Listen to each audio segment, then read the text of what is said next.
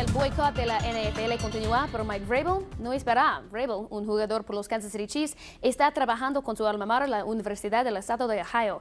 Vrabel hizo el anuncio hoy en Columbus, Ohio. Hace 14 años que jugó en la NFL. Jugaba para 3 equipos, los Steelers, los Patriots y los Chiefs. Él ganó 3 Super Bowls, todos con los New England Patriots. Ahora los Buckeyes de la Universidad del Estado de Ohio están en libertad condicional. Vrabel será el entrenador de linebackers. El juego de estrellas de las grandes ligas se llevará a cabo en Phoenix, Arizona.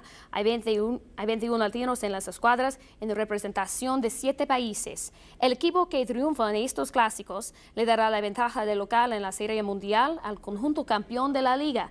El juego de estrellas de las grandes ligas empezará a las 7:05. Estos son todos los deportes de hoy. Vuelvo contigo, Marco. Hey everybody, welcome inside Sports Sunday. We've got Jeffrey Parson and myself running the asylum here, right? Where's the Red Sox fan?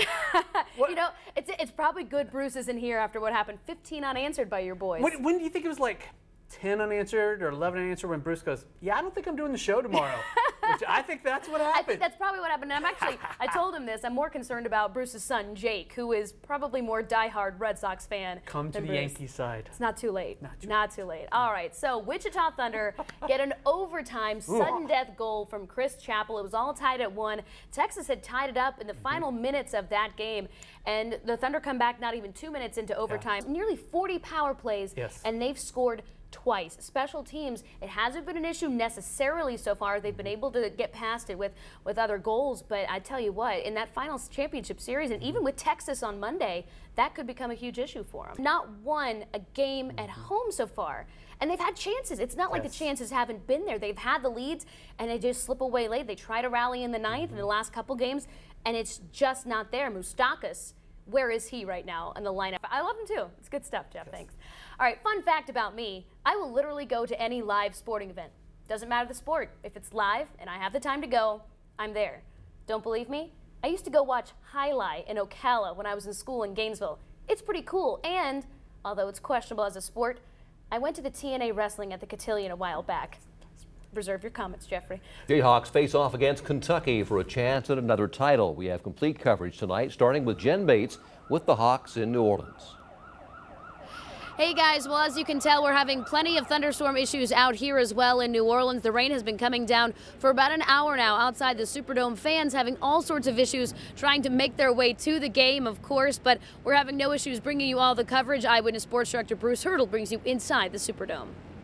Well, Cindy, we begin at the Superdome, still a very wet Superdome. In fact, rain is dripping down the side of my head as we speak. And the letters behind me, I guess KU fans wish they were switched around. They wasted no time getting UK national champs put up on the side of the New Orleans Superdome. Like you guys said, 67-59 was the final score. Roger, you touched on it perfectly as well. KU doing a terrible job in the first half, really shooting just 33%.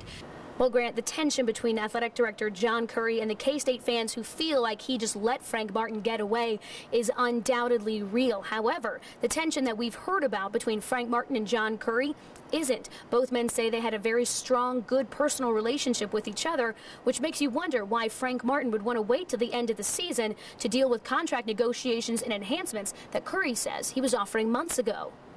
We all know Turner Gill in these parts. He looks like this picture next to my face. But apparently there are news outlets in this country that still can't differentiate Gill from his assistant coaches. Here's a little believe it or not moment. If the Royals beat Baltimore this afternoon, it would be Kansas City's first series win over Baltimore since 2003. 7 years, and they haven't been able to win a series, not sweep a series, just win a series with Baltimore. Sí. ¿De qué manera te beneficia el hecho de que Coach Martin también sea hispano?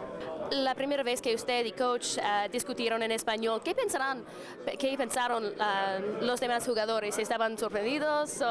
¿Tu familia vive en Puerto Rico, en Bayamón? Yeah. ¿Tiene tu familia en Puerto Rico la oportunidad de verte jugar? He can make the hardest plays look just so simple, but Chris Harper's transition into K-State's offense was no such easy task. Signing with Oregon out of Wichita Northwest High School, Harper was heavily criticized when he returned to his home state. When I came back, a lot of people was kind of skeptical. It's like they don't why am I leaving Oregon? I mean, they have the mirror helmets, the shiny helmets, and Kansas State's not going to be that good. And in all honesty, the Cats weren't in the year he sat out. But with the former Grizzly at wide receiver full-time, the Cats have been able to open the playbook, if only by a little. In an offense geared towards the ground game, Harper has found a way to stand out. Now his 5 touchdowns and 536 yards may not sound like too much over the course of a season, but it's been crucial in K-State's run to the Cotton Bowl. It's also exactly what Harper wanted to accomplish in his return to his home state. I definitely want to come back here and represent the state of Kansas, you know, 'cause I'm probably the proudest person of Kansas, Wichita, Kansas, if anybody, you know, that's ever been from there. You know, I try to represent that in everything I do. But I just want to come back and, you know, play, you know, play for Snyder. You know, that's somebody I had looked up to, and I watched the program, you know, turn around with him the first time. You know, I was kind of young, but I remember the later days, and I kind of want to, you know, I just want to, you know, represent Kansas the right way. And I mean, I think we're doing a great job of that now. Covering the Cats in the Cotton Bowl in Arlington, I'm Jenn Bates, Eyewitness Sports.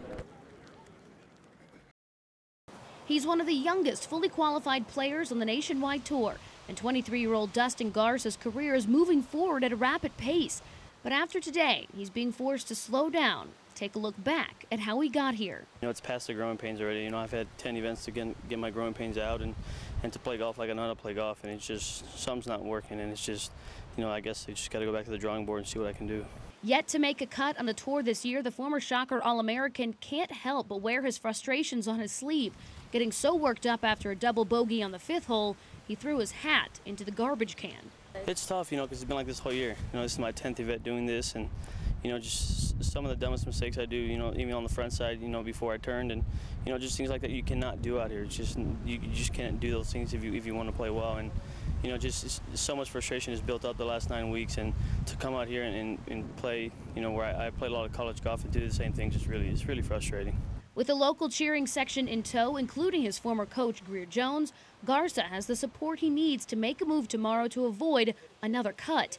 Finishing 4 over in round 1 leaves Garza just one option to make the next step in his career. Now I need to play some aggressive golf, there's no doubt. You know, it's hard to make up shots out here, like I said, and, you know, it's just a matter of me going out there and doing something, you know, spectacular tomorrow. You know, I know it's going to probably blow hard, so it's going to be hard to make birdies, but, you know, just got to get things done. Hopefully I had some good shots, get some momentum going early, and, you know, we'll see how it goes.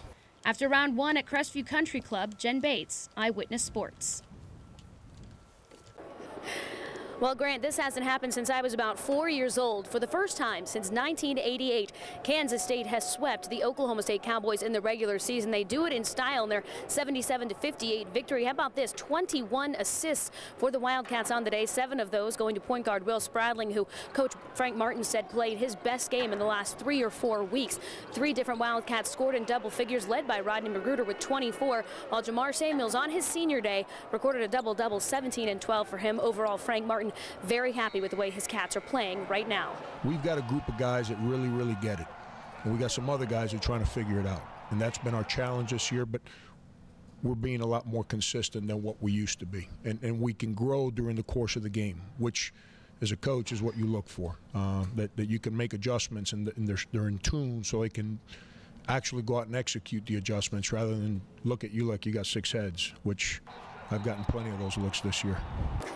Frank Martin also very incredulous today in postgame as he saw that for the first time maybe ever, Jamar Samuels finished an entire game and didn't record a single foul. Of course, I have much more on Jamar on his senior day coming up tonight on Eyewitness Sports at 10. From Bramlage, I'm Jenn Bates, Eyewitness Sports.